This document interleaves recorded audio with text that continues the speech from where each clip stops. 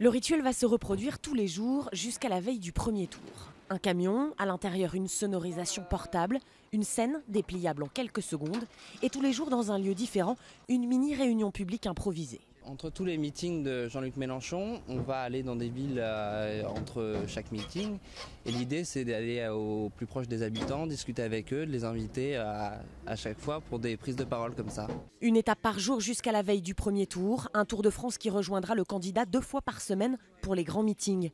L'idée vient de Jean-Luc Mélenchon.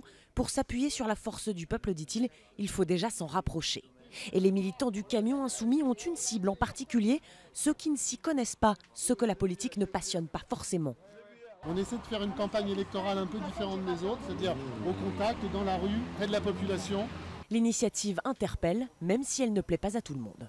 C'est dans l'air du temps, mais je trouve que ça a quand même un petit côté show business. On n'a pas forcément les moyens, le temps d'aller peut-être à Paris, d'aller au meeting. Donc de venir à nous, je trouve que c'est bien, c'est un côté démocratique, je trouve. Je trouve ça bien parce que moi, ça nous permet de nous renseigner un peu et on se sent, on va pas dire, on n'est pas mis de côté, quoi. Pour Jean-Luc Mélenchon, l'objectif est aussi politique. À un mois de l'élection présidentielle, les électeurs indécis forment une réserve de voix conséquente et stratégique à droite et plus encore à gauche.